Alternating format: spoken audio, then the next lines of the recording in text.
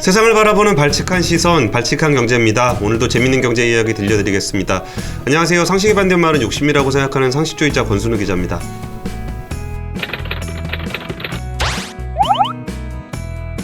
제가 존경하고 친애하는 임명목 작가님 모셨습니다. 안녕하십니까?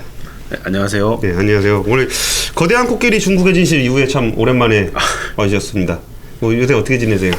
요새 책을 5월 초에 내서 인터뷰도 하고 책 소개 글도 다른 데서 쓰고 그러고 살고 있습니다. 아, 예. 이번에 책 내셔갖고 오셨는데 좀 책 없을 때도 좀 나와주시면 안 돼요? 꼭 이렇게 책 내고 홍보할 때만 이렇게 나와야 되나? 경제 공부를 다 열심히 하는 것으로. 제목은 K를 생각한다라는 제목의 책인데요. 이 책의 내용은 우리 사회의 중요한 키워드들이죠. 간단하게 책 소개 좀 부탁드릴게요. 간단하게 키워드만. 네, 한국 사회가 굉장히 세계화되고 있는데 거기서 좀 우리 사회를 읽는데 중요한 키워드 하나는 90년대생. 제가 이제 90년생이기도 하고 그리고 논란의 K 방역. 아, K 방역. 예. 그리고 다문화 얘기를 썼고. 또 역시 논란의 386 세대에 관한 이야기를 썼고 마지막으로는 입시와 교육에 대해서 썼습니다. 정말 우리 사회에서 되게 중요한 떡밥이죠.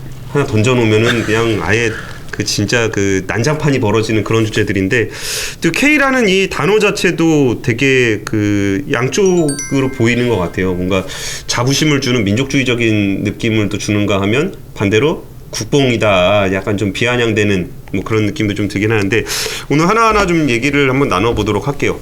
일단 이 90년대생 얘기, 20대 얘기인데 워낙 그때는 기업 사회에서 와, 이게 새로운 아이들이 왔는데 도대체가 말을 안 듣는다.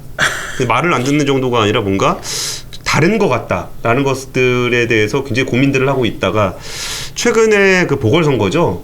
서울시장 선거와 부산시장 선거를 거치면서 거의 극단적으로 보여주는 20대 남성의 그런 것들을 보면서 야, 이게 도대체 20대를 어떤 시선으로 봐야 될 것인가에 대한 정말 대중적인 공감대를 형성하게 된 것 같아요. 근데 20대들은 어떤 특징들을 보이고 있다고 좀 생각을 하세요? 먼저 20대론 혹은 90년대생론에 대해서 굉장히 갑론을박이 많죠. 예.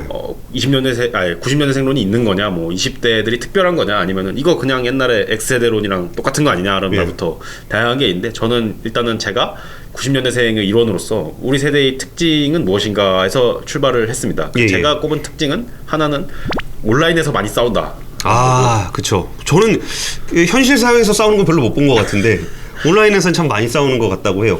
그리고 또 하나 특징이 그들의 영역에서 싸우기 때문에 밖에서 잘 모르기도 해요. 이게 언론이라든지 이런 데서 보도될 때는 아는데 정말 얼마나 치열하게 싸우는지는 또 잘 모르기도 하고 그런 것 같아요. 그리고 두 번째 특징, 저는 2010년대의 특징이라고 보는데, 왜냐하면 2010년대가 90년대생들이 20대로 올라선 시기잖아요. 그때 이제 있었던 일들을 보면은 한국 사회의 여러 컨텐츠, K-팝, 웹툰, 웹소설 이런 것들이 엄청나게 급성장을 하고 또 세계적으로 인정을 받는 시기였고, 저는 어떤 이런 컨텐츠 산업의 발전에 있어서 90년대생들이 수요자로서 그리고 또 공급자로서 이 시장을 이끌어갔다고 보는 생각이 들었습니다. 그럼 특징이 나타나게 된 배경을 좀 설명을 좀 해주시면 좋을 것 같아요.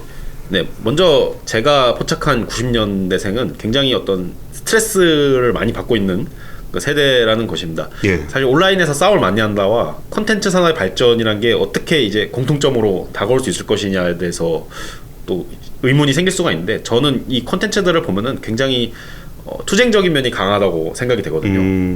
소설을 보면은, 웹소설이나 웹툰을 보면은 하나같이 이야기 구조가 나는 원래 좀 못 나가고 아니면은 반에서, 학교를 예를 들면 반에서 좀 어떤 일진은 아니고 그런 건데 이상한 어떤 과거로 돌아간다든지 누구를 빙의한다든지 아니면은 세상이 게임이 된다든지 하면서 거기서 확 올라가는 어떤 구조를 보이거든요. K-팝은 그런 건 아니지만은 팬덤들 간의 치열한 경쟁, 그리고 어떤 멤버에 대한 공격이라든가 방어라든가 이런 전투적인 면모를 굉장히 많이 보이면서 이것이 어떤 90년대생들이 받는 스트레스를 풀어나가는 두 가지 방식이 아닌가. 그래서 온라인에서의 그런 싸움, 그리고 컨텐츠를 굉장히 투쟁적으로 소비하는 거.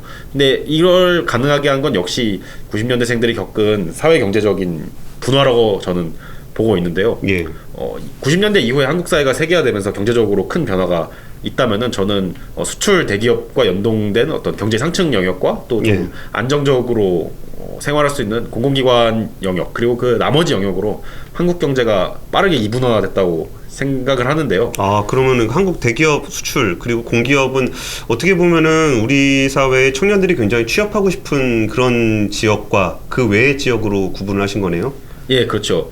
그래서 청년들이 근데 그런 상층의 문이 좀 좁아지고 있는 게 현실이고 그 상층에 좁아지는 문에 들어가기 위한 어떤 경쟁이 하나가 있고 예. 애초에 거기에 들어갈 생각을 포기한 그룹들이 갖는 어떤 박탈감? 스트레스, 박탈감 뭐 이런 게 이제 두 가지가 공존하는 거고 그렇기 때문에 상층도 하층도 20대들 사이에서는 뭔가 다들 스트레스를 느끼고 어떤 박탈감, 불행감 이런 거를 느끼고 있는 거고 그런 걸 대리만족 내지는 그런 분노를 투사하는 형태로 이제 온라인 공간을 선택한 거죠. 그러면 지금 말씀해 주신 거는 약간은 좀 경제적인 배경인 것 같기는 해요. 이게 우리나라에서도 예전에 뭐 30대 대기업, 50대 대기업 얘기하다 지금은 사실 그 정도 대기업들도 별로 없거든요. 그리고 취업 방식도 채용 숫자를 많이 줄이고 있고 그럼 나머지는 공공의 영역 정도가 남는 건데 경제적인 맥락에서의 경쟁이 치열해지는 것에서 오는 스트레스 그리고 그거를 온라인을 통해서 풀어내고 있다고 말씀을 좀 해주신 것 같아요. 그럼 이게 경제적 배경 말고 그 역사적이나 시대적 배경도 좀 어떤지가 좀 궁금하네요. 제가 이제 집중했던 것은 제 스스로의 어떤 경험을 돌아보면서 생각했을 때 저희 세대의 아주 중요한 특징은 태어날 때부터 컴퓨터가 자연스러웠고 또 저보다 몇 살 또 어린 친구들 같은 경우에는 거의 유년기 때부터 스마트폰이 아주 자연스러웠던 그런 배경이 중요한 것 같아요. 아, 그래서 저도 신기하더라고요. 그 핸드폰 보면은 여기 통화 표시 이건 모른다는 거 아니에요? 이게 전화인지 모른다는 거 아니에요? 저도 이 얘기를 듣고 저희 애한테 전화 어떻게 받아? 그랬더니 와이프는 이렇게 받고 우리 애는 이렇게 받더라고요. 야, 이게 다르구나 싶더라고요. 예. 저만 해도 이걸 좀 아는 세대입니다. 이런 정보화의 여러 가지 영향이 이제 많이 연구가 돼 있고 논해지고 있는데 저는 SNS를 좀 집중을 했어요. 예. SNS의 가장 큰 특징이라면은 우리가 안 봐도 될 사람들을 보게 된 거라고 생각하거든요.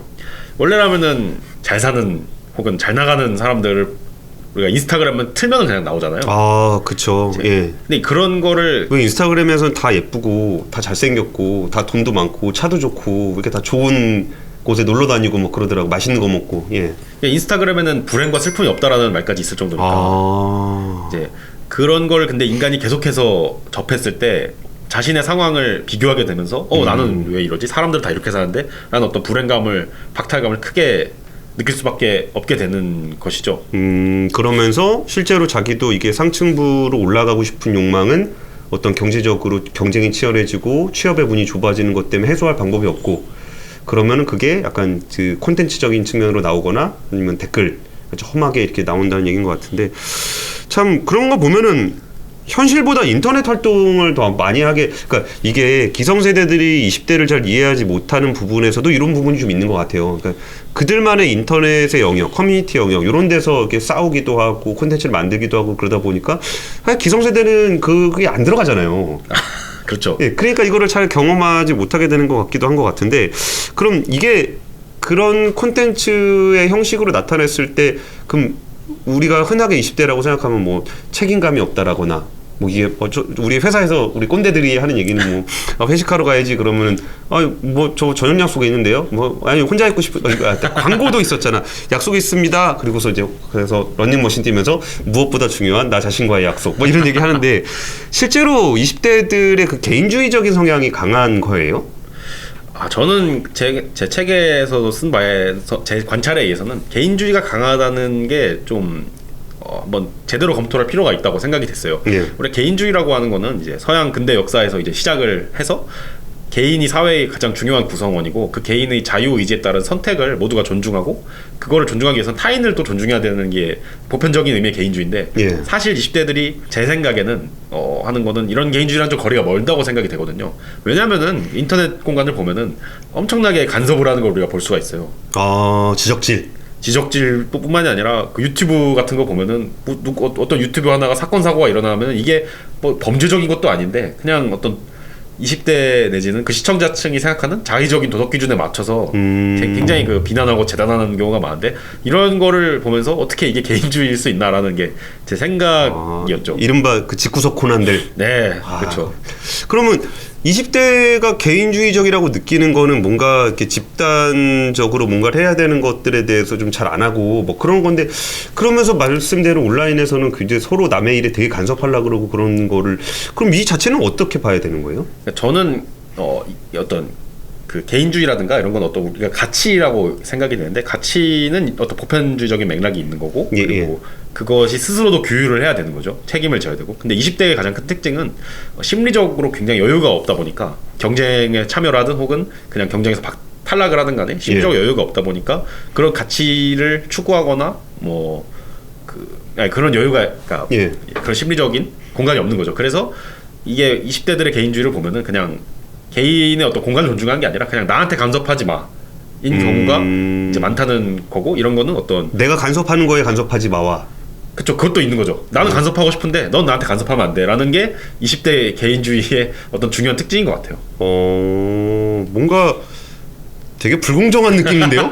근데 이제 다음 질문으로 넘어가면은 사실 최근에 조국 사태라든지 아니면 이전에 정유라, 최순실 뭐 이런 문제가 있을 때 뭔가 공정에 대한 것에 대한 목소리를 많이 높였던 거는 사실인 것 같아요. 근데 물론 저는 그 공정에 대해서 공감하지 않지만 동의할 수 없지만 그 20대들이 공정이라는 키워드로 굉장히 사회적으로 많이 설명은 되고 있는 것 같아요. 그러면 20대가 추구하는 공정이라는 가치는 어떤 식인 거예요?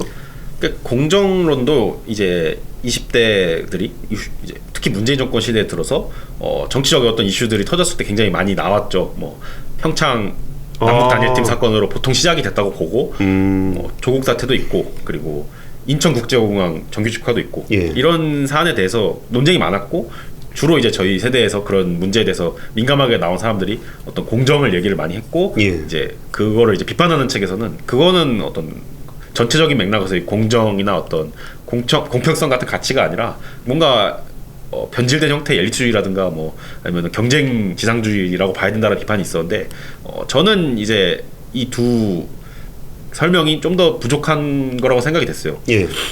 대표적으로 일단 20대가 공정을 그렇게 신경을 쓰냐 이게 저희 세대한테는 제가 비판을 받을 약간 말이겠으나 조민 씨 괜찮습니다. 네. 그런 조민 씨나 정유라 씨도 90년대생이란 말이죠. 그러니까 90년대생들도 자기들한테 어떤 그런 특혜가 왔을 때 그거를 뭐 얼마나 대단한 공정심으로 거부를 할까 생각하면은 사실 좀 회의감이 이제 드는 거죠. 그리고 공정이라고 하는 게 그걸 뜯어보면은 공정이 아니라 제 생각엔 예측 가능성을 원하는 거라 생각이 돼요. 예측 가능성. 네.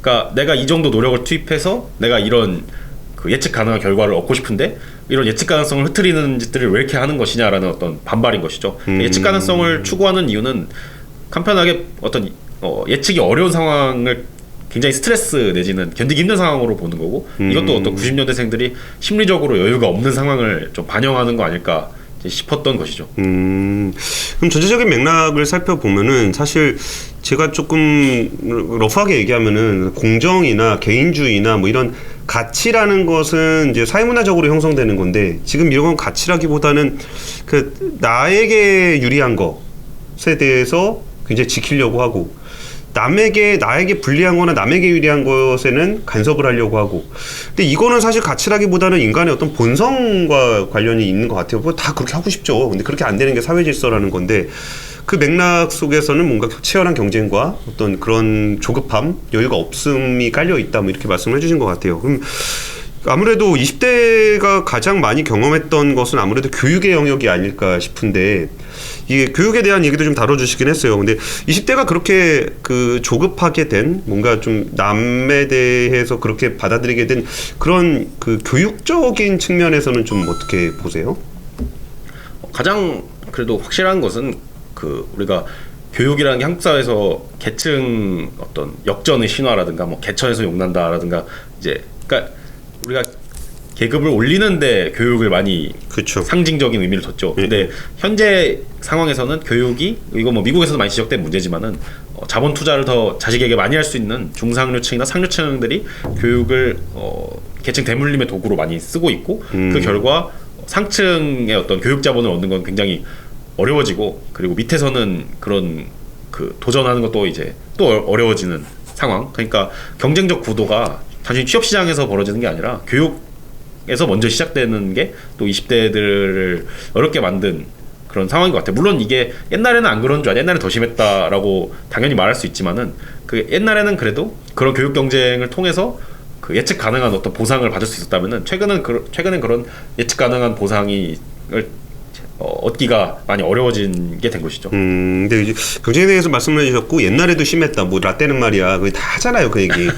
근데 문제는 있긴 있어요. 이렇게 진짜 경쟁을 해서 소수의 사람들만 신분 사다리에 올라가서 거기서 엘리트로서 지대를 누리고 이런 부분들이 적합하지 않다라고 해서 수많은 제도 개혁들이 이루어지고 그래서 그때 뭐 굳이 그 특정인을 언급해서 좀 죄송스럽긴 한데 그 조국 교수 같은 경우가 가재붕어 개구리 그 가붕개라고 보통 표현하는 가재붕어 개구리도 충분히 행복하게 살 수 있는 사회를 만들어야 된다라는 그 얘기가 굉장히 좀 맞는 얘기를 한 거잖아요. 그걸 위해서 제도적인 변화를 추구해야 되고.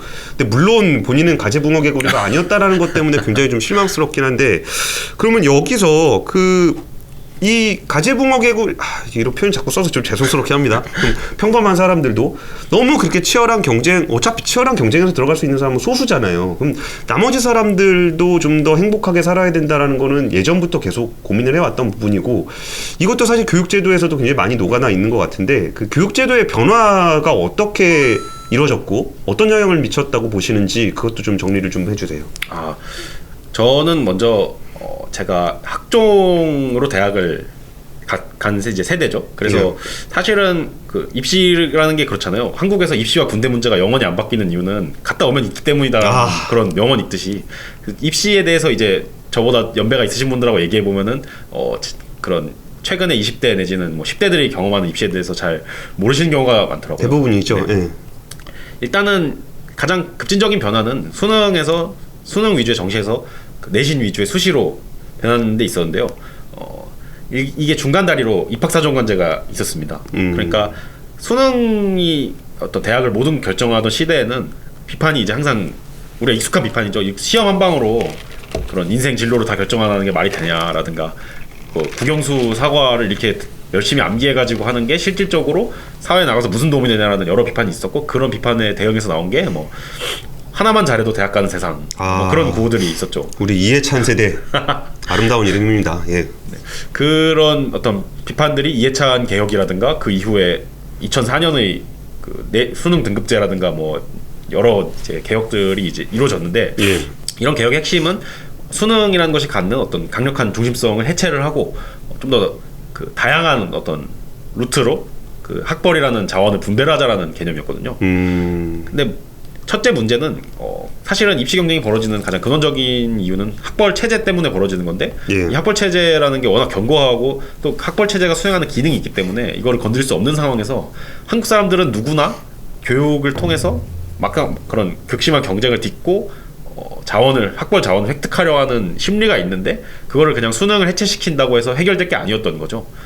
그 결과 탄생한 입학사정관제는 어떤 이 학생 고등학교 1학년 때부터 3학년 때까지 이 학생의 생활 그리고 뭐 수상 실적 아니면은 수행평가 기록 내신 등을 종합적으로 그리고 추천서 등을 종합적으로 반영해서 이 대학에 맞는 인재를 뽑겠다라는 것이었는데 그러니까 그게 참 아름다운 컨셉이란 말이에요. 수능이라는 시험을 봐서 정말 달달달달 외워가지고 여기서 몇 개 틀렸냐 사실 그 상위권으로 가면 뭘 더 아느냐가 중요한 게 아니고 몇 개 틀렸냐가 중요할 정도로 정말 그 별것도 아닌 것까지 다 외워야 되는 그런 경쟁이 있었고 이렇게 해서 뭔가 좀 사회적으로 창의적인 인재를 육성하기도 좀 어렵고 오히려 자기가 좀 행복하게 자기 꿈을 추구하면서 살면서 다양한 활동을 하고 이렇게 좀 다양한 활동을 했던 학생들을 오히려 좀 뽑자 이런 취지가 입학사정관제였죠. 예, 이른바 진짜 평범한 사람들도 정말 좋은 학벌을 분배받을 수 있게끔 해보자 뭐 이런 취지였잖아요. 그렇죠. 당시 제가 중학생 고등학생이었는데 그때 뭐 특목고 입시도 준비도 해봤고 저도 떨어졌지만 그리고 대학교 입시도 준비를 해본 입장에서 당시 입학사정관제는 문제는 뭐냐면은 이런 스펙을 갖추는 거를 중고등학생부터 시작을 했고 그게 어떤 제한 없이 벌어졌다는 것에 있었죠. 그래서 사회적으로 자원을 동원할 수 있는 사람들이 정말 무한대에 가까운 자원을 투입해가지고 그런 뭐 논문 쓰기라든가 비롯한 여러 가지 이제 그 스펙 품앗이가 이루어졌고 맞아요. 논문 같은 경우는 진짜 아버지 교수 아니면 이게 사실 일반 사람들이 논문 쓸 일이 없잖아요. 그러네요. 예. 네. 그리고 그 경시 대회라든가 뭐 수상이라든가 이런 것도 그 도교육청 전국 대회 이런 것이 가산점을 받으면서 거기에 이제 참여할 수 있는 어떤 네트워크를 가진 학생들과 그렇지 못한 학생들로 분리가 되면서 입학사정관제 당시에 제 생각에는 그런 한국 교육의 부정적인 문제들이 오히려 더 폭발을 한 것 같아요. 그리고 당시 이제 정권에 관계없이 진행됐던 일이기 때문에 뭐 누구의 책임을 물리기 또 어려운 문제고, 그래서 이런 게 폭발이 되면서 학부모나 학생들이나 너무 반발이 심하니까 만들어진 게 이제 학종이죠. 그 거기서는 수상 실적이라든가 여러 가지를 다 교내 수준으로만 제한을 뒀습니다. 그리고 내신의 비중이 굉장히 많이 올라갔죠. 근데 이게 이래서 그 전에 문제점들은 많이 개선이 됐어요. 근데 다른 문제들이 여러 가지가 생겼는데 하나가 내신이라는 시스템 자체가 고등학교 1학년 때부터 그 고등학교 3학년 때까지 10번을 봐야 되는데 10번의 시험이 전부 다 평가에 반영되다 보니까 시험 긴장도라는 게 굉장히 높아졌고 학교 안에서 자원이 분배되다 보니까 애들끼리의 경쟁이 오히려 더 밀착해서, 정말 옛날에 수능 시절에는 옆자리 친구도 경쟁자다라는 말이 그냥 비유적인 말이었잖아요. 그렇죠. 얘가 1등급 받고 내가 2등급 받는다 해서 뭐 내가 손해 보는 거 아니잖아요. 근데 내신 시스템에서는 그럴 수밖에 없게 되는 거죠. 풀이 좁아진 거네요. 옛날 전국 단위 경쟁을 했다 그러면 너도 잘하고 나도 잘해서 우리 같이 전국 등수를 끌어올려 보자가 되는데, 학교 안으로 들어보니까 내가 1등 아니면 네가 1등 이 되다 보니까 직접 경쟁, 일단 1등 한 대가 좋긴 한데 그러면 진짜 그 옆자리 학생 경쟁자다라는 거를 정말 체감해야 되는 상황이 돼버렸네요. 그렇죠.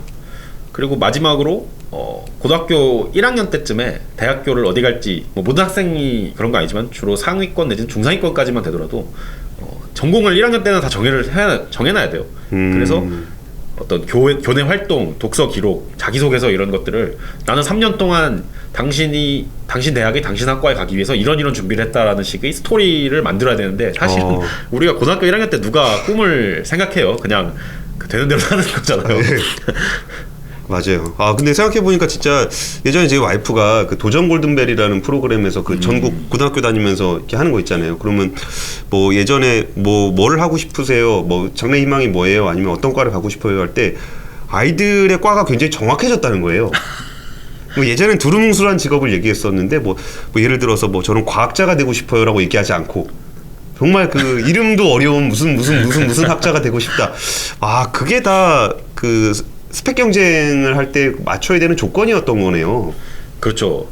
저 같은 경우는 서울대 들어갈 때 러시아 문학과를 가고자고 했었는데 막상 가보니까 다른 게 더 재밌어서 서아시아로 이제 전공을 바꿨거든요. 사실 이런 일이 얼마든지 일어날 수 있는 건데 지금의 어떤 현행 시스템에서는 그 3년 동안의 스토리를 만드는데 좀 많은 어떤 자원이 낭비되고 있다는 느낌도 많이 받죠. 알겠습니다. 사실 임명국 작가님의 전공이 서아시아 그리고 공산권 국가들에 대해서 굉장히 많이 아세요. 그래서 이번에 K를 생각한다 책이 잘 팔리면, 발제가 문제를 통해서 잘 팔리면 앞으로 나와서 이제 우리가 정말 듣기 힘든 서아시아 얘기, 뭐 러시아 얘기들도 좀 시리즈로 많이 준비를 해 주실 거죠?